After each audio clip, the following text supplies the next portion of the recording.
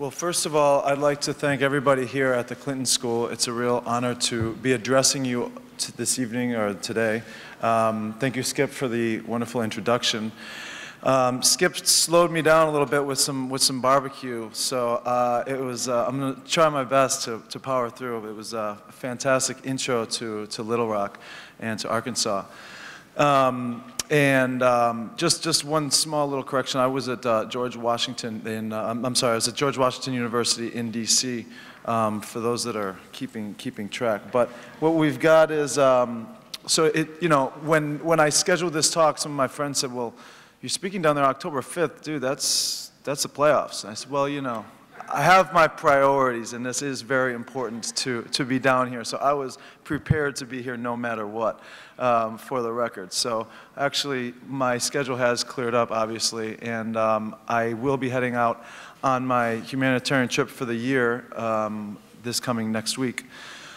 Before I talk about that, I guess I should talk about what got me here. And what really appeals to me about the Clinton School is obviously the importance that this service and experiential learning is really a part of the curriculum, and I think that that's something that needs to be embraced. And to me, that's one of the most special aspects about the program that the students here that you're a part of.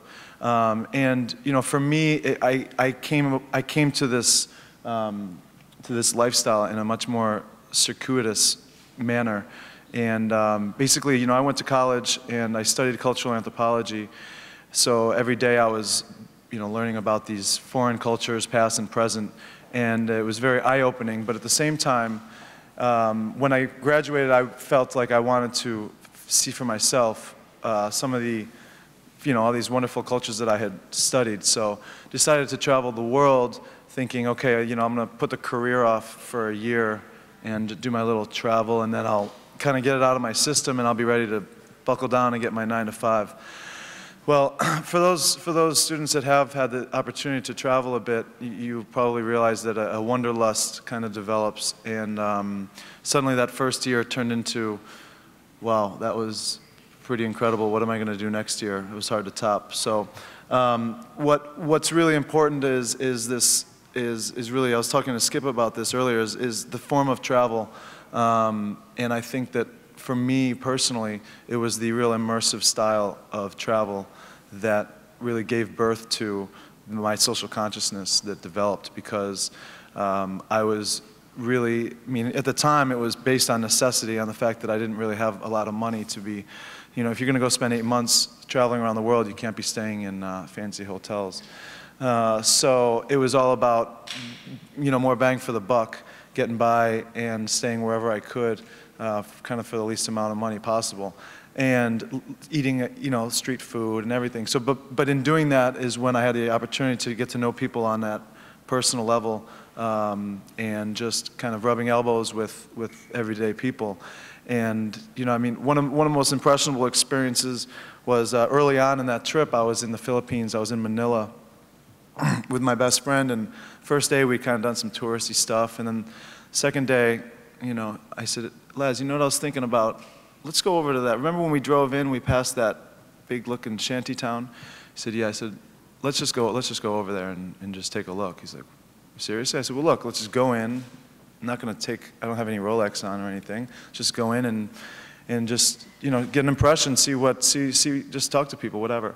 And just being in there right when we walked in, a few people came up to us and asked us kind of like, "Why are you here?"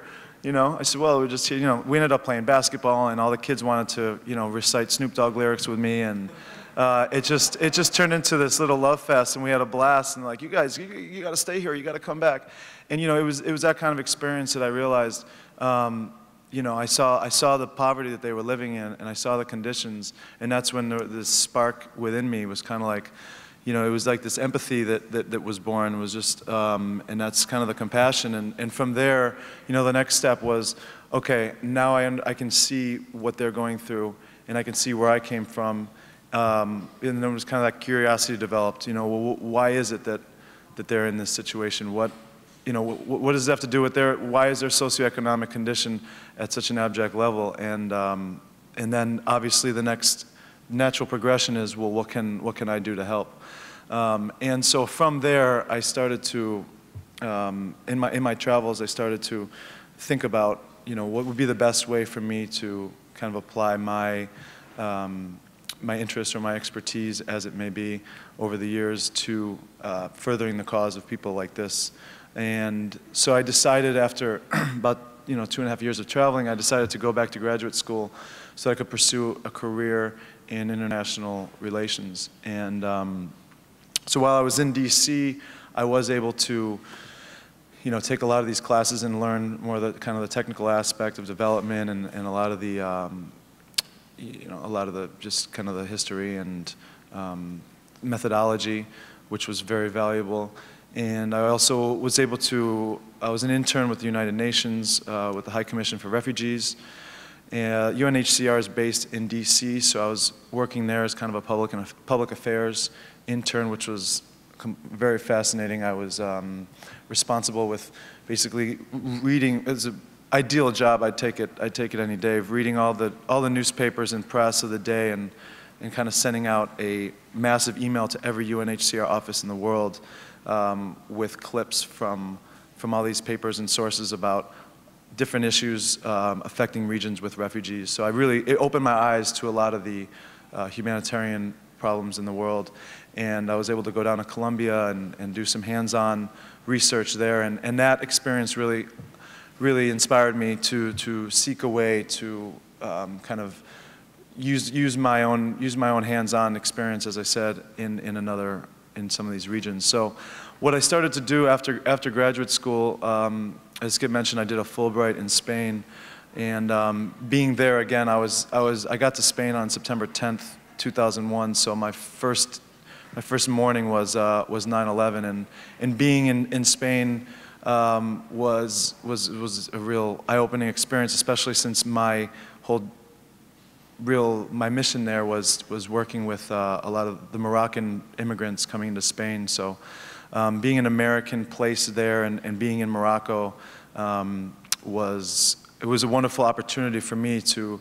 I was really just it turned into kind of an informal diplomat of sorts. I mean, just to be able to be a bridge between cultures at a very important time.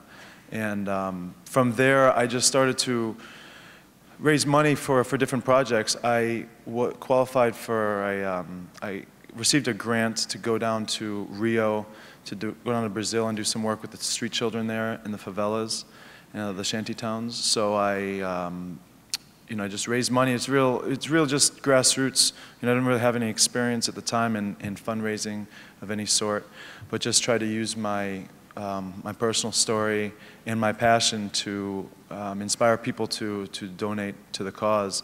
And so that first trip was really, a very experiential form of development, which was just going down. And I said I knew I wanted to find a children's community center down in one of these shanty towns and find a way to make a real profound difference. And even with the limited amount of money that I had, which is maybe about $3,500. So I volunteered with a variety of projects down there and got familiar with them and how they were run, and found one that was off the beaten track in a real small favela that's outside of the city a bit, so they don't have any foreigners, they don't have any, real volunteers or anyone showing up trying to help out. So I was able to really make look for ways. So what I'll do is when I get to a project is I'll look for the most effective way to deliver these funds instead of just handing over some cash. You have to be really careful, especially when this money is coming from my donors. It's my personal responsibility to be sure that it's delivered in the most effective and conscientious manner. So in a case like that, it was, I saw these kids who are coming from school. They only have 3 or 4 hours of school in Brazil because the education system can't afford to send kids to school for the whole day. So the rest of the time they're out on the streets. And as many people know from just popular media or movies like City of God or whatever, these kids the favelas are being run by the drug traffickers, and these kids are brought into the whole system at a very young age. And seeing a 9-year-old kid with little swimsuit and flip-flops and an, Magnum in his hand is a very, very impressionable experience. So it's really important to get these kids off the streets and into a nurturing environment. And another one of the problems there is just the malnutrition, and that's something that I knew about and I could see firsthand. And so I said to the director of the project, well, is there any way to, why don't we get these kids some food? Well, we get them snacks. Well, the snacks are like, Kool-Aid and candy bars that somebody had donated. I said, well, that's not going to go very far. What would it take for us to get a hot lunch program together? And so that's the kind of thing where you sit down with the director and explain your desire and work out the logistics of how it's going to be done. So, you've got projects like that. They just kind of grew. It just kind of grew from one thing to another. After Brazil, I went down to Cambodia and I was doing some work with orphanages down there. Again, to me, one of the most powerful impacts is seeing how far the dollar goes in these countries. As we know, with the exchange rate and the standard of living is so low in some of these countries that, I can take $100 and make such a big difference. And then you think about, wow, that was $100. The story that Skip was alluding to, I was telling about at lunch, is very simple. It was just an orphanage that had very, very, very meager kitchen supplies, trying to cook for 50 kids, and all the kids have to scramble to eat off of a big platter, and it's like, these kids need some dignity, and the people working there need some help. It's hard to cook for 50 people when you have one pot, and as you can imagine. So something like that is it's often a small amount of money, but basically their dream kitchen, as Oprah would say. I just went to the market and purchased everything that they needed, and when I dropped this stuff off, everybody was ecstatic, and when you walk away and you realize that I just spent $85, it really drives home the point that if given in a very effective way, that a small amount of money can make a very profound difference. And so that's what I've really been focused on ever since. The work that I was working with a nonprofit based in California called 100 Friends, which was founded by my mentor, a wonderful, wonderful man named Mark Gold. And he's been doing this kind of work for about 20 years, so I had a lot to learn from him. And he saw my interest. We had known each other for years. I had visited him in some of his projects in Thailand. I had visited him in California as well. And he agreed to take me on as like an associate director so that I could just kind of learn his methodology and work alongside him, and also work underneath his umbrella of nonprofit, his nonprofit. So just doing that, I really, it inspired me to take it to the next level, and I really want to be able to increase my scope of giving. So this past year I was in West Africa. I don't know if we have any students that might be heading over there or have been there, but West Africa, as many people know, is a region beset with challenges and difficulties, yet at the same time it's full of hope. And what I really enjoy about this work is that I find myself face to face with not only the poverty and the disease or the malnutrition that exists. Yes, that's there, but at the same time I'm seeking out these local heroes. And one thing that's really, really inspired me is the fact that throughout the world there is people on the ground that are addressing the issues in their communities. And I feel like too often the development structure, the international development, tends to overlook a lot of these local heroes and try to impose their own solutions. And a lot of it, as you've probably studied, is very top-down. It's all about making sure that the communities are involved in their own development, because once you give them an ownership stake, or once you involve them in the process, they will become that much more enthused, and the project will become that much more effective. So, that's that's one of the lessons, and it's been incredible to meet some of these people that have given their homes and have given their lives and all of their time. I'll give you just a brief story, just one example. So my basic methodology, okay, so last year I decided I wanted to go to West Africa. I'd never been there before.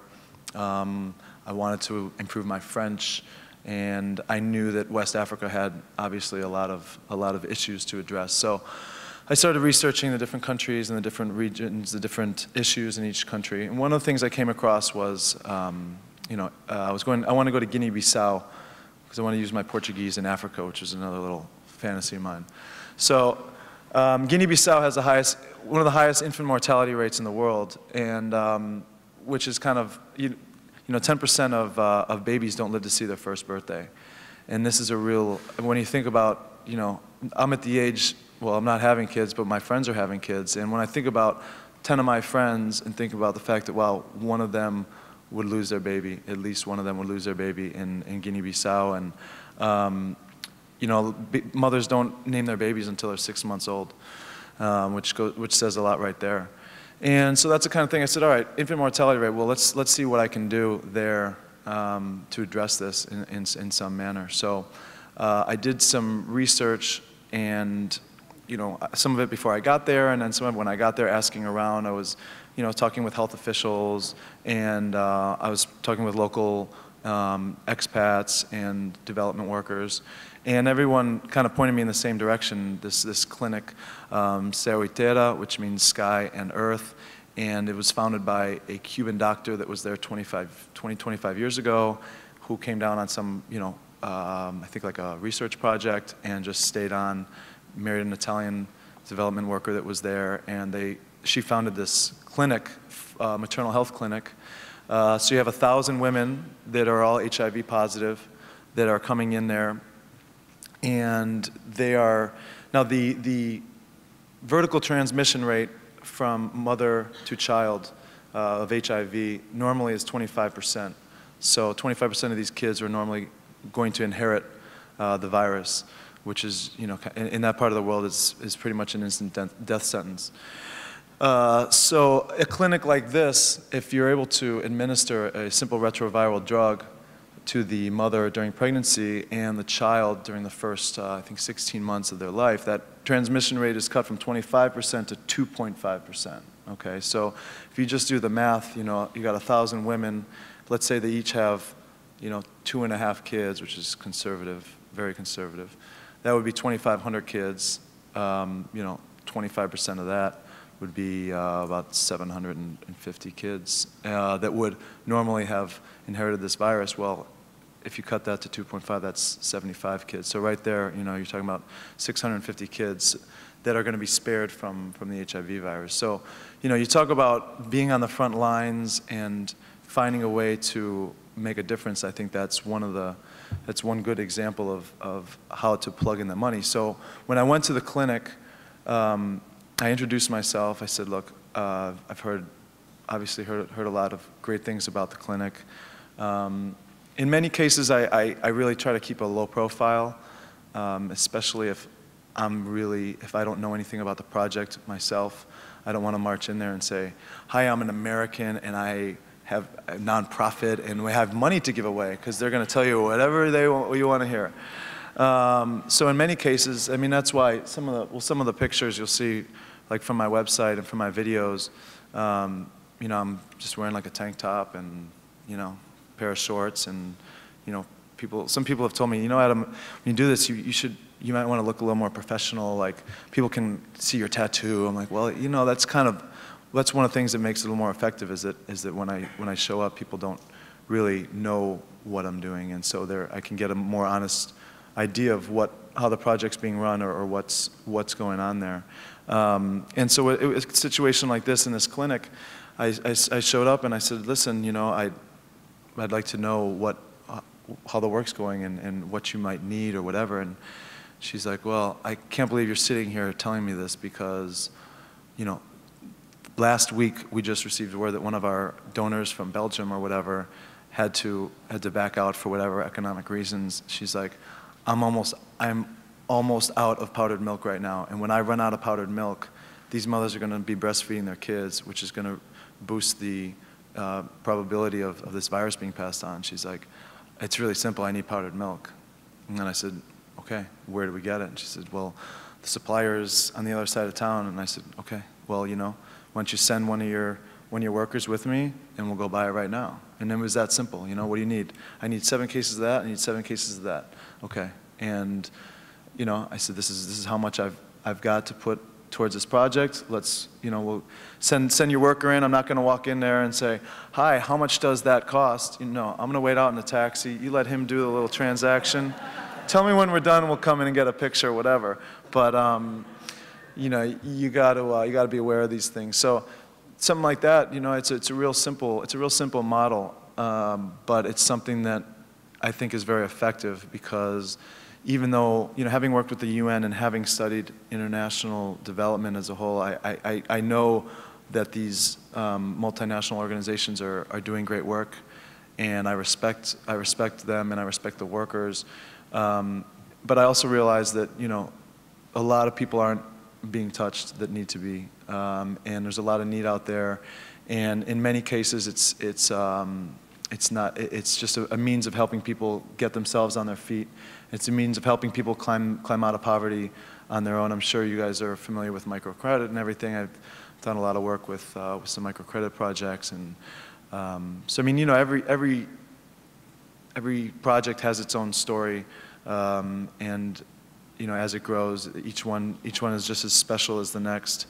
And what's really important to me, another real important aspect of my work with Cause and Effect, is not only am I able to deliver these funds to people around the world, but I'm also creating an intercultural kind of exchange there. And on one level, that's simply through my field reports that I'm sending out to all of my donors and to all of my supporters, and my email list that just grows. Because a lot of it is just raising awareness. I mean, for example, a lot of my friends in Chicago, I mean, I'm one of their links, to the outside world. I mean, not everybody gets up in the morning and checks out the world news page, or is in tune with a lot of the issues going on in the world. So just by me being in these places and kind of reporting back these realities and solutions, it opens people's eyes, and then they can kind of spread the word, or they'll at least have an idea of what goes on, or they'll realize, wow, that's great. If I give $50, I can really help those people out, or whatever. So there's definitely an exchange there. And then another thing that I think is really important is involving kids in the process as well, which is why I try to speak with schools and have some high school programs, and working with colleges also, where college can create college can raise money. A group of students can raise money for a specific project, right? So I can go over and deliver their funds on behalf of them. I can even show I'll show a little video to the recipients. When I deliver money, it's important. I like everyone to understand, because a lot of people, when you show up and they think, oh, it's like a rich American and he's kind of giving this money. I like them to understand that, I'm not Mr. Deep Pockets, that, I'm working for myself in the summertime, but I'm also raising money, and I'm telling them that, this money that is helping you out is not coming from someone that just cuts a nice, nice check. It's in many cases just everyday people that are making the $10, $20, $50 donation just to help the cause. So people really, they get a lot out of that when they realize, that these are where this money's coming from. And so it's wonderful to be able to just kind of foster that exchange. And then, you can do a little video of these people in Guinea-Bissau thanking the, Lions High School for this. And then, you're just creating that relationship, or having clubs in schools where they can all rally behind a cause. Because when people can really feel, I think that the donors, it's really important. I think one thing that is missing in some philanthropy circles today is that real satisfaction, that real feedback from to the donors, so they can really feel how far their money's going. And as I said, when I started to travel, I was all about finding, getting more bang for my buck. And I've carried that over into the philanthropy side of giving my donors more bang for their buck as well. And, so that's the basic model. And it's the kind of thing, a lot of people I was mentioning this at lunch, a lot of people have said, wow, this work must be just so rewarding for you when you can leave someplace and know that you've made a difference. And I tell them it's actually kind of a double-edged sword. On one side, obviously, it is wonderful, but at the same time, part of me feels like there's so much more that I can do. And so if I could, that's why I'm going through this whole nonprofit organization. It's quite a process, but the end goal is to be able to scale up the level of giving so that instead of this $1,000 grant, it's a $10,000 grant, and onwards and upwards from there. So really, I think that, for all you students, I think I think the most important thing is to always kind of keep sight of the fact that, no matter how technical no matter how technical your work may be, or no matter how many loopholes you have to get through to do it, or how much frustration, it's all about actually delivering change to these communities. And I think as long as people keep focused on the end result, the rest kind of falls into place. And again, just keeping sight of the fact that change happens on a micro level. Even if I mean, the Clinton Foundation has billions of dollars to give away, and what makes them effective is that they're able to find ways to get those to these local communities, and then that's what it's all about, is really seeking out the most direct, the most effective way of delivering whatever funds that are there to be distinguished. So I'd love to open it up for any questions that we may have. Sita? Yeah. So much. Do this. Is it on? Yep. Okay. I hate speaking in front of people. I'm Skip's daughter, Mary Rutherford. Pleasure. So I really appreciate you coming for him, but also this is just so fascinating. As the political economy and international relations major who spent time in Argentina, Honduras, and where else have I been, Dad? Colombia. I know I am so passionate about this issue and have studied it immensely, and have always had, I'm just not nearly as smart as you, so I don't think I could have done what you did. I wouldn't sell yourself short. I'm so happy with my new job as an attorney, but if I ever get fired, expect a phone call. I'm ready. We need attorneys too. Well, one thing I've always battled with, or always been curious about, and can't find a solution to, and I'm sure you've thought about this too, is why, with all of the money in the world, with all the NGOs, IGOs, with the money that the United States has available to them alone through USAID or whatever, with Bill Gates, with Donald Trump, I don't know if he gives any money away, but why can't we solve this problem? Because I know, like you said, some of it is so inexpensive. Some of it's $20. I mean, I know with the Grameen Foundation, the stuff that they're doing, I mean, he's obviously a genius, and I think your approach is target, but why can't we get it all in one place and distribute it out more effectively and get this problem solved? Sure. I mean, yeah, obviously with the amount of capital that's floating around the world, if it was plugged into the right, in the right manner, we would be cutting back on world poverty as a whole. Well, obviously, I think the major roadblock is corruption, and that's all too apparent on every level of society, and it's one thing that has kind of driven me towards my approach, which is to avoid governments completely. I've heard way too many stories from development workers that work with any size of organizations or on their own, that the second the government's involved, they're losing at least 30% of their funds. A gentleman that I was just speaking with actually just sold my father his car. He's from Guatemala, and he's like, look, I got to find a way to work with you because I've been trying to make a difference in my community in Guatemala, and I sent down these wheelchairs for these people down there, and like the local mayor took it and sold it and didn't even pass it on to the people. I mean, that's like the most obvious example, is the corruption. Obviously, when you're talking about, obviously there's matters of scale as well, in addressing such a widespread issue of whether it's poverty or,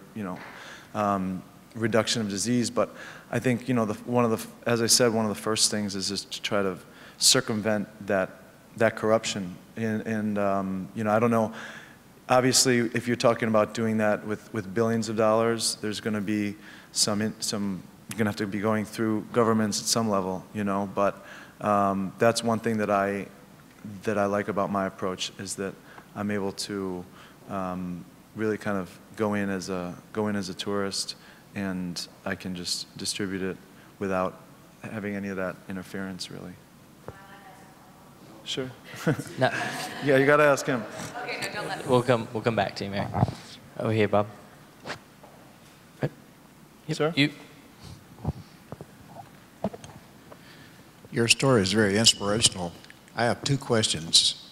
Do you have a way of keeping in touch with projects, for example, last year, to see that your work there is carried on?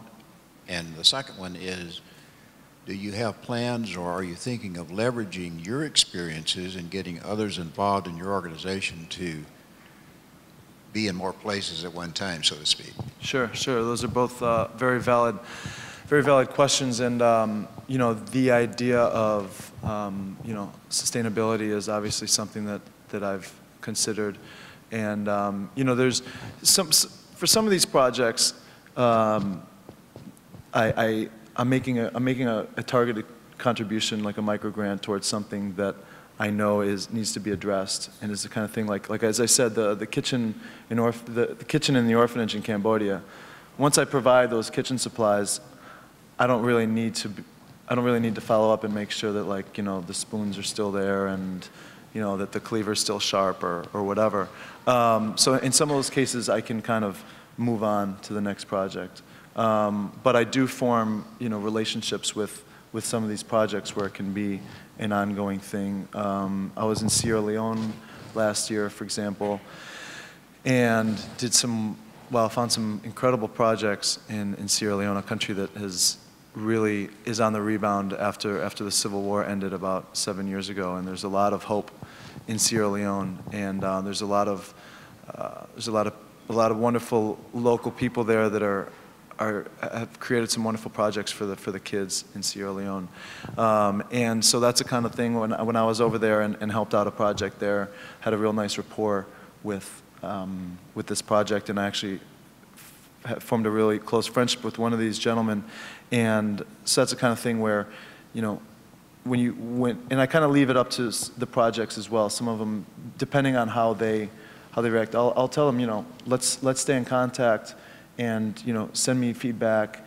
And so if they really are pursuing that, I'll be much more willing to say, well, maybe we can find a way to to provide another grant. And so something like that in Sierra Leone, using my friend as kind of the conduit, I've sent some more money over so that they can go to him, and everything is like, he's got the money, and then they have to send him the proposal, and then he okays this money to them, and then they send back everything itemized, like this is what we bought, and they're great. They take the pictures. This is the basketball that we bought. These are the kids playing with the basketball. These are the shirts we bought. These are the kids wearing the shirts, so to kind of keep that going.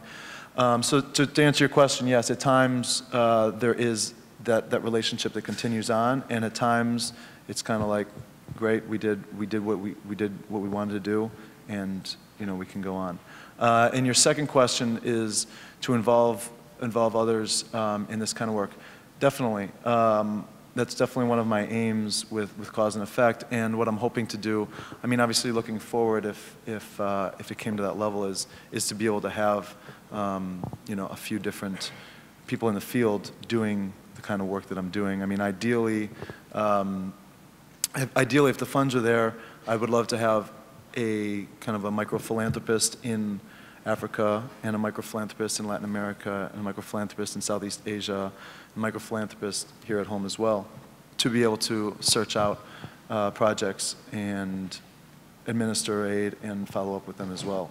And that's something that obviously we are hoping will come to fruition in the coming years. But that would be ideal, to really have a team out there Because I've met a lot of people. A lot of people say, Adam, you're the only one that can do this. Well, actually, you'd be surprised. I'm sure there's a few kids in this room right now that would be able to do this kind of work with me. So I would hope that will develop one of these days, definitely. Sir? How many of your beer customers know of your philanthropy? That's a good question.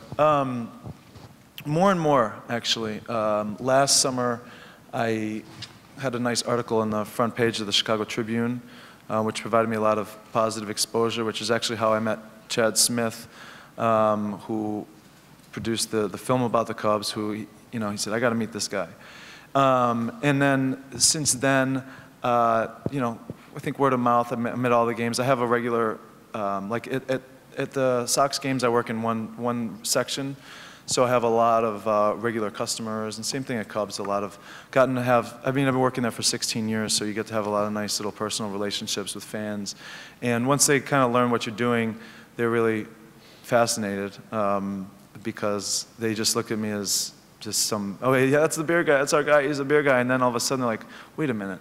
You do that? And I'm like, yeah. Like, why didn't you ever tell me? Well, how's it gonna come? How'd that come up in a conversation? Like, they're like, yeah, Dempster looks like crap today. I'm like, yeah, well, when I was in Guinea-Bissau, like, that's a tough segue, But this year, I've also got I just had a nice piece on the ABC News in Chicago. So more and more people, and what I do now is I give away. I've got some afterwards. I give away these little baseball cards to fans.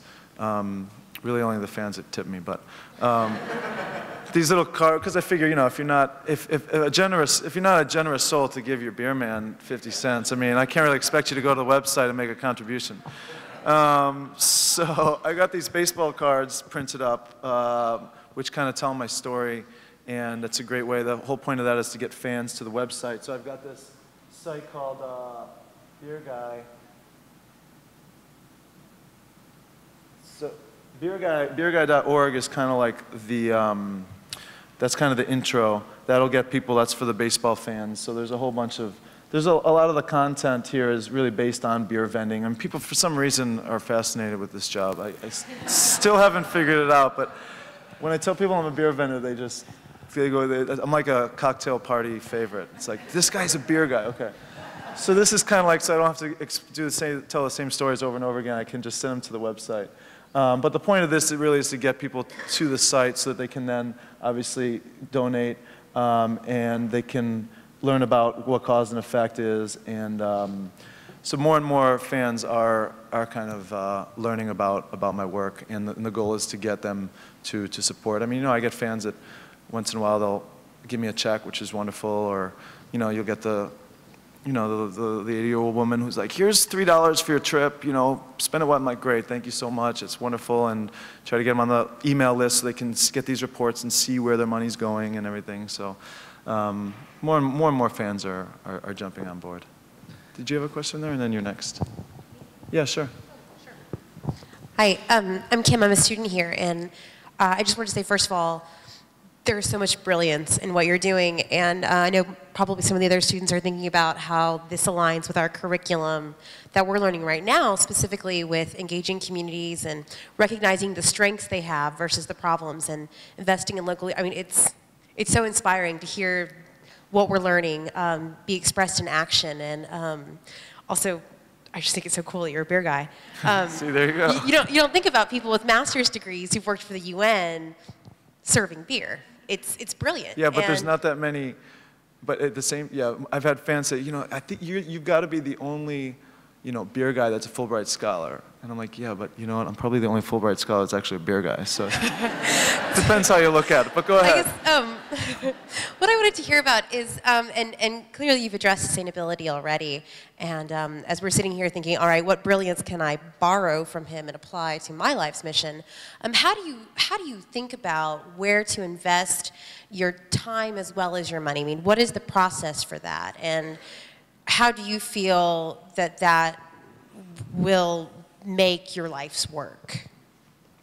You mean like specific projects in general, or specific projects? You just mean in general? I guess what I'm trying to understand is, so you wanted use French and you wanted to use Portuguese, awesome, go to Africa. Once you get there, what criteria do you have, or is it even criteria? I mean, how do you figure out how you're going to take this $1,000? How do I find a project? Yeah. Okay, yeah, that's a good question. A lot of it has to do with you know, contacts, local contacts, or cultivating those contacts. And it's one of these things, obviously there's no textbook answer for that. So some of it is doing the research on my own, obviously starting online and seeing what's out there. But more often than not, I'm not going to really pick a project by surfing the web. More often than not, once I get somewhere, I'm looking for people that are plugged into these kind of communities. So for example, like when I went to West Africa, I started out in Dakar in Senegal. So in the capital of Dakar, I had gotten in touch, I had a contact there, a gentleman who's one of the directors of the World Bank, okay, for West Africa. So I wrote him an email, explained what I was doing. I said, look, I'd love to we could just grab coffee or lunch or something. I'd love to kind of just talk to you. He's like, oh, wow, this looks so cool. You're a beer vendor and da-da-da. So I just sat down with him in his office, and I said, look, obviously, you work for the World Bank. You're building a $6 billion bridge in Senegal. Obviously, I'm not going to come and try to chip in $1,000 to your bridge. That being said, someone like that has got, you know, it's like the 6 degrees of separation. Someone like that it just kind of trickles down. So when he says, all right, this sounds great. I'd love to help you. What countries? And I start rattling them off. When I get to Sierra Leone, he goes, wait. Picks up his phone. Mohammed, come out to my office right now. Boom. Mohammed comes up. Yes, sir. This is Mohammed, one of our economists. He's from Sierra Leone. And, you know, oh, this is what you want to do? Oh, my God, I've got some incredible people for you to talk to. So it's really kind of a chain. I mean, the gentleman that my mentor, he's done so much work in Asia that I've got a real extensive kind of contact list there. And, you know, I'd be happy to, I was explaining to Skip earlier, I'd be happy to share any contacts that I may have with any of you guys. I think that, you know, it is kind of daunting to find a project, you know, and find which, you know, and so I'd be happy to put you in contact with anyone that I can, and I think that from there it's just a matter of talking to them and let it kind of trickle down. And you know, I mean, my experience, I'd bring up what I'm looking for, and if they don't know someone, they know someone that will know someone, or, you know, so each one has been kind of in many cases very serendipitous. I mean, I've been sitting on buses before when you talk to someone and they're like, oh, really, you're a teacher? What kind of school? Oh, a high school, really? Well, do you happen to know of anyone, you know, and then everything kind of comes together. So what you had a question? Hold on, Patrick. Did you come? I'm not going to stand because I'm right in front of you. That feels kind of awkward to me. My name is Patrick Banks. I'm also a student at the Clinton School. And I guess that we've been hearing over the past month from you know, all these different organizations who encourage people to give and to say this is the impact that we're making. And I guess I wanted to know, how do you convey, how do you convince people that giving to you means something, that you're doing something? I know you talked about how you list out itemized receipts to say, well, this is how much money we spent on this issue. But what are some strategies that you use to show people, hey, it really is relevant to give to my organization? Sure. It's a good question. The first thing is I try to really stress the fact that at this point there's no overhead, you know. Having traveled for the last 13 years on my own, I'm used to this mode of travel, and I'm traveling anyway, so I'm not, you know, all my travel expenses are obviously paid for out of pocket, and for me at this point, you know, I can guarantee my donors that all that money is going straight to these projects. One thing I try to do is give people individualized stories and just try to personalize it as much as I can, because, you know, that's the way that, you know, I mean, you'll hear about, for example, like being in Sierra Leone. Or a good example, I was speaking at a high school a few weeks ago, and it's a really big high school, like 4,000 students, and I was invited to speak to their student council, and I really wanted them to become involved.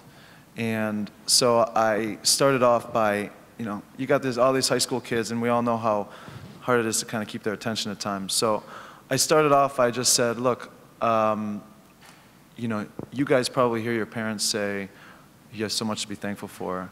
I heard it when I was your age. It didn't mean that much to me either, because I didn't really understand it. I said, I just want to tell you about a friend of mine who would love to come to this school, you know, and I told him about a kid that I had met in Sierra Leone who, I mean, it's a horrific story, but, you know, his whole family had been killed by the rebels, and they caught him and they were about to kill him, and he begged for his life, and they said pick a leg, and he pointed to his right, and they hacked it off with machetes, and now he's 7, 8 years later, and he's 14 years old, and he doesn't have anywhere to live, he doesn't have any family, he can't go to school, da-da-da-da. So once I could kind of, you know, I mean, I definitely jolted the crowd, you know, and these kids, after that, they're kind of like, okay, and then I can tell them, this is how we can help, you know. So I think that's an important way to just to kind of personalize it and bring it, as I was saying to you guys, like in closing, was that, you know, we have to keep in mind this work that we do, that it is all about delivering to the individual, you know, and obviously at a certain point we have to think we're scaling things up, and we're thinking about, you know, big strategies, which is important as well. But in the end, the focus has to be on the individual, because that's where the change is taking place. And it's the gentleman who I delivered some wheelchairs in Mali, you know, and it's this guy just looking at me and saying, "You don't understand. My life is never going to be the same," you know, and that's the kind of thing like that made a big impact on me. And when I go, you know, in all the work that I put into this now, you know, without any, with just kind of the stress and everything that comes along with that, I try to keep that focus and just try to keep that in the back of my mind to keep me motivated, you know. Allie, in the back.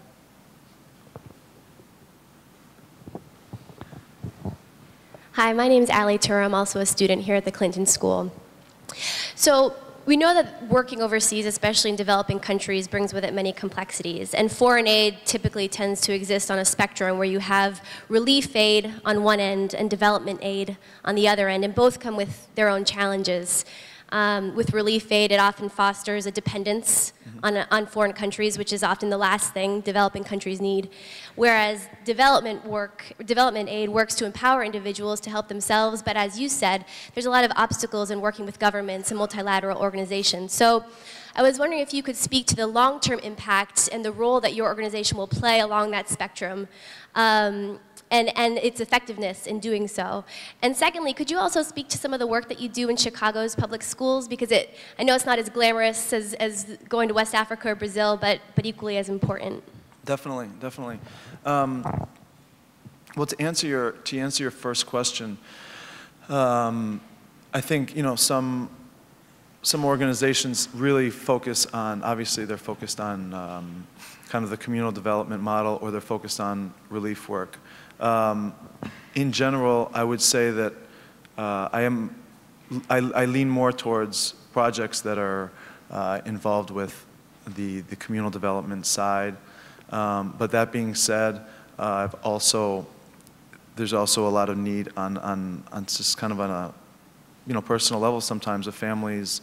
And sometimes I find that, you know, what's really needed, if there's not a local project established for some of these people, is just providing some money to help families buy like food or medicine or something, for example, you know. So I mean, for example, when I was in Mauritania last year in the Sahara, and you know, the desertification there in the southern part of the country is just rampant, and people are being forced from their villages where they've lived for hundreds and hundreds of years because all the water's drying up and there's nowhere for their goats to graze. And so a lot of these people are moving, just the only place they can go is to these shanty towns in the city. So I was in one of these neighborhoods to help out, and I found that I couldn't find a reputable organization to work through. And so I had a friend there that was a captain in the Army, and I told him what I wanted to do. And he said, well, you know, what we can do is, I know we can go to one of these neighborhoods and we can just talk to the people and, you know, find some families, kind of individuals. And that's the kind of thing where you can you know, you can see kids and you can meet these families and, you know, I mean, you know, when you see a sick child and you see a family of 11 living in a tent, you know, and you know that that kid needs medicine, you can see that the parents don't have the means to provide that. That's the kind of thing where, okay, all of a sudden it becomes, this is a relief project. You know, so it's hard to, I don't like to draw the line there. Sometimes there's definitely going to be an overlap, you know. And then the second half of your question, which was what? Chicago. The schools, Chicago Public Schools, definitely. You know, when I started this, I really wanted the focus is still on the developing world, just because the money goes further, and there are a lot of organizations that are doing a lot of great work here in the States. But you know, we've kind of started to allocate some funds definitely towards some local projects. It's also important when you're, a lot of donors want to know that you do address some domestic projects as well. So what we're starting out with is a project that, we all know that art and music education has been cut out of the public schools to a very, very harrowing degree, and you know, there's so many studies out there to show how important this, you know, this facet of children's education is. So we've found a wonderful project working in Chicago that provides like an after-school music program to some of these inner-city Chicago public schools. And even though our involvement at this point, you know, is not on a huge level as far as financial involvement, we're definitely, you know, we're forming a partnership. I'm actually, when I go home, just the day before I go to Guatemala, I'm going out to the first, one of these programs. This music program starts a few weeks after the school year has begun, because it's not a part of the general curriculum, so they like to get the students kind of rolling in their general curriculum, and then they can start this program up. So I will actually be out there for the first day of this year's program, which is going to be really exciting, because I mean, I am a proud product of the Chicago Public Schools, and I mean, I understand the budget problems that they have, but it's just really a shame to reflect that so much of the school curriculum is becoming so standardized, and you know, so yeah, we'll be addressing that. We do have time for one more. One more right, question. Right there. Yes, ma'am. Hi. I'm curious about what sort of support you've gotten from the Cubs or the White Sox, either the teams or players in terms of donations or helping you to raise the profile of the foundation. Chad's shaking his head. Oh, I'm sorry. He answers. No, he's shaking his head in frustration. Well, you know, the thing is this: these teams have their own kind of community development programs, and they have, you know, they give out grants. Okay, most of that is all focused on local. I mean, if I wanted to go build a baseball diamond, I'm sure I'd be in much better shape. You know. I just did a little private, one of my fundraisers this week and a half ago was a private tour of Wrigley, which was really cool. And I thought, wow, this is going to be a great way for me to, you know, I've been working here for 16 years. I'm definitely trying to provide a positive example for the Cubs and for Wrigley, and that'll be really nice to kind of come in, and I got charged for the tickets, but so we're working. It's a work in progress. But what I will say is one thing that's really what we're trying to pursue is getting players on board, and the players, yeah, because the thing is I can sit down with a player and I can offer that player something that other organizations can't, which is, look, I know you make X amount of money a year, all right, and I know that you already give X amount of dollars a year towards charity. Whether that's for tax purposes or whether that's for purely compassionate reasons, that doesn't bother me. That's wonderful. Congratulations. That being said, a lot of these players do want to help out in their local communities, in their local countries. And they can't really do all of that at the same time. Well, the charter of my nonprofit is to help out these local organizations, right? So someone like that can make a donation towards cause and effect, which would be tax deductible, and then I can take that money down to their country, to their community, and I can give it out in their name also. I mean, I'm not doing it for my ego. I'm like, I told them, like, I'll wear your jersey. Like, you can come cut the little ribbon. That's fine with me, you know. So that's definitely something that I'm hoping to develop in the coming years, because I think it's a good model that could just grow, you know. And once you get obviously a few high-profile players on board, it helps obviously publicize the cause. So it's a good question.